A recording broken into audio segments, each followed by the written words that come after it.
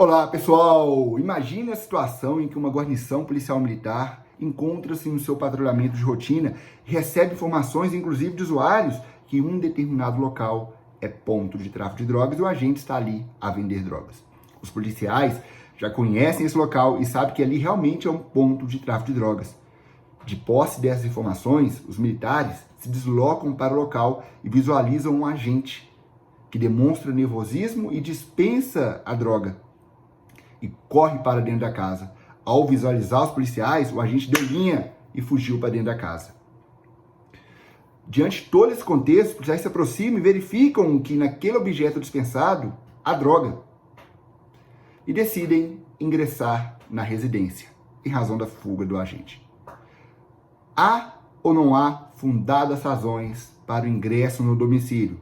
Ou seja, esse ingresso dos policiais na residência é considerado ilegal ou legal? O STJ enfrentou essas discussões, esses pontos que eu falei aqui para vocês, numa decisão publicada ontem, dia 8 de agosto. O STJ considerou que o ingresso nessas circunstâncias é ilegal. Veja todo o contexto. Informações de que ali havia tráfico de drogas, policiais conheciam o local como ponto de tráfico de drogas, agente demonstra nervosismo, dispensa objeto e esse objeto a droga, e o agente foge para dentro da casa. O STJ mencionou todos esses pontos e considerou que essas circunstâncias não justificam um ingresso em domicílio. E o STJ mencionou ainda que não há nos autos elementos de que houve ali uma prévia diligência, como por exemplo, campana. Então, senhores, percebam que o STJ tem sido extremamente rigoroso para se verificar se há ou não fundadas razões. Percebam que o STJ tem considerado vários casos que chegam à corte como ilegais, em razão da ausência de fundadas razões, ainda que para nós esteja muito claro de que há fundadas razões. Então, nessas situações, o que fazer? Está cada vez mais difícil para os policiais na rua efetuarem prisões de traficantes. E nós não podemos nos esquecer que o tráfico de drogas é um dos piores crimes que existem. Do tráfico de drogas vem vários outros crimes, destroem várias famílias. E infelizmente está extremamente difícil prender o traficante, tendo em vista que eles estão utilizando as suas residências como os locais seguros para traficar. É claro que nós devemos preservar sempre os direitos fundamentais. E a inviolabilidade domiciliar é um direito fundamental que deve ser tutelado, inclusive pela Polícia Militar. Mas nesses casos, há de forma muito clara a presença de fundadas razões. Eu já não sei mais explicar para os meus alunos, para as pessoas que me assistem, qual é o conceito de fundadas razões. Quer um exemplo mais claro que esse? Informações de que havia tráfico, local conhecido como tráfico, indivíduo nervoso, dispensa objeto como droga e foge para dentro da residência. Imagina essas 5 circunstâncias não caracterizarem fundadas razões. Então, nesses casos, para o STJ, né, como citou o caso, o levantamento ali prévio, inclusive com campanas, a Polícia Militar, por exemplo, na PMDF, eu sei que existe uma norma, salvo engano, um decreto, que fala que a P2 pode fazer esse levantamento ali na rua, em situação de flagrante delito. Há uma discussão ferrenha se atividade P2, né, a legalidade da atividade P2, eu entendo como legal, principalmente nesse caso em que há flagrante delito. O P2 não está realizando uma investigação policial, ela está atuando numa situação de flagrante delito para prender em flagrante delito, até porque você precisa de elementos. A Polícia Militar, quando acontece um crime, ela precisa ouvir umas testemunhas que estão ali na rua, precisa checar uma câmera para saber o que houve, e isso são levantamentos prévios para a prisão em flagrante delito. Isso não é um ato investigativo exclusivo de uma autoridade policial do delegado de polícia. Certo? Se fosse assim, a Polícia Militar, a partir do momento em que ocorreu o crime, deveria sair de cena e não atuar mais. Até porque a Constituição fala que a Polícia Militar preserva a ordem pública e a preservação inclui a repressão imediata. E para que haja repressão imediata, é necessário haver elementos prévios para a atuação policial militar. Então, esse caso não é definitivamente um caso de investigação policial que seria privativo do delegado de polícia.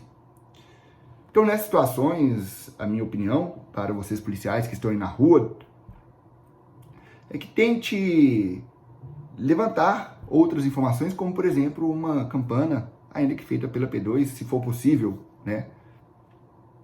Ou então, me parece que o STJ está tentando colocar uma dificuldade maior no ingresso no domicílio nessas situações, forçando as autoridades policiais, forçando os policiais militares a provocarem aí o delegado de polícia. O delegado instaura o inquérito, depois pede o mandado de busca e apreensão e cumpre o mandado. Mas situações de flagrante delito exigem atuações imediatas, na maioria das vezes.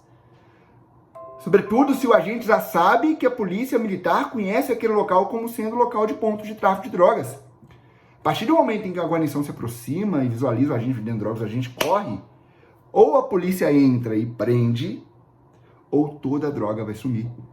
Vai para descarga. Se a polícia não entrar naquele momento, essa droga, ela vai ser levada para outro local, vai ser queimada, mas não será encontrada. Esquece-se, muitas vezes, do princípio da oportunidade, que é um princípio fundamental e de essencial conhecimento pelos policiais.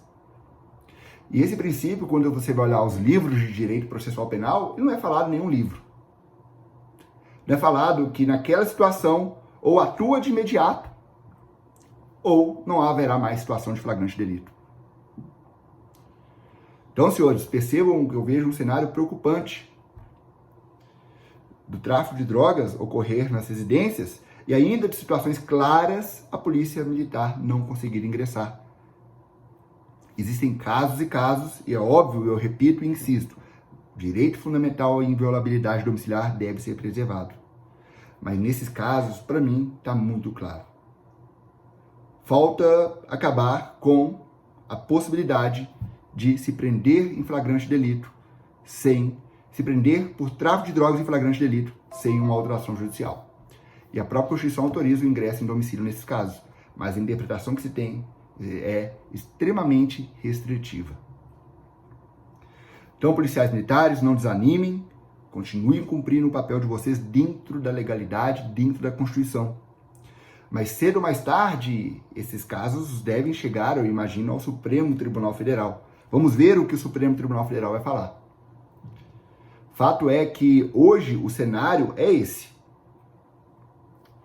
E não percam aí a empolgação, o entusiasmo e saibam da extrema relevância que a polícia exerce para a sociedade. Então é isso aí, pessoal. Muito obrigado, você que assistiu até o fim.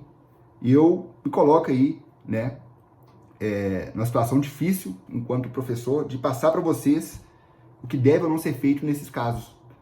Mas, para finalizar, para você ficar tranquilo, policial, não há, nesse caso, abuso de autoridade de forma alguma. Porque artigo 1º, parágrafo 1º e 2º, parágrafo 1º e 2º da Lei de Abuso de Autoridade. Nesse caso, o policial ele não atua movido ali com dolo de abusar de autoridade, ou então para satisfação pessoal, ou então por mero capricho. Ele realmente entende que há uma situação de flagrante delito e que a atuação deve ser imediata, o que afasta o dolo específico. Se não bastasse esse argumento, o parágrafo 2º do artigo 1º, é muito claro quando a divergência na interpretação dos fatos e na interpretação do direito não configura abuso de autoridade. Nesse caso, há nítida divergência na interpretação dos fatos. E, na minha humilde opinião, são fatos que devem ser interpretados claramente como fundadas razões. E ainda que coloque-se que há, inegavelmente, um subjetivismo na interpretação, nesses casos deve prevalecer ali o subjetivismo feito pela instituição policial, pelos policiais. Por quê? Porque o Poder Judiciário ele deve evitar interferir no mérito dos atos administrativos e no mérito ali das decisões das instituições policiais. Tá certo que, no caso, refere-se a direito fundamental, que deve ser tutelado com toda certeza, eu não estou falando isso. Mas nesses casos em que há uma zona cinzenta ou um subjetivismo. Nesse caso, para mim, nem tem zona cinzenta. Para mim, esse caso, para mim, é muito claro que há fundadas razões. Mas nessas hipóteses em que houver uma zona cinzenta ou um subjetivismo, que prevaleça a análise dos policiais que estão ali na rua, que conhecem a realidade, e não se pode presumir que os policiais estão atuando de má fé, estão atuando para sacanear ou para perseguir.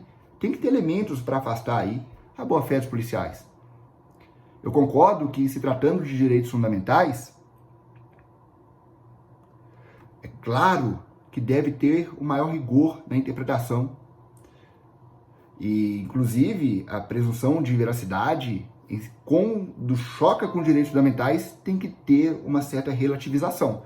Eu concordo com isso. Porque, para condenar uma pessoa, você tem que ter provas concretas. Mas, uma coisa é você ter elementos para condenar. Outra coisa é você duvidar sempre dos policiais. Tem uma presunção de que o policial está errado. Nesse caso de subjetivismo, de interpretação que gera dúvidas, para mim, prevalece, a palavra, o trabalho feito pelos policiais. Certo? Sob pena do judiciário, está interferindo demasiadamente na atividade de uma outra instituição. E a tutela de direitos fundamentais não pode ser utilizada para salvaguardar a prática de ilícitos, como já decidiu o Supremo Tribunal Federal. Então é isso aí, pessoal. Muito obrigado por estar até aqui. Continue me acompanhando nas redes sociais. Se você gostou desse vídeo, compartilhe, curta. Vai fazer esse vídeo chegar a mais pessoas. Eu estarei postando cada vez mais para vocês. Um abraço e até a próxima.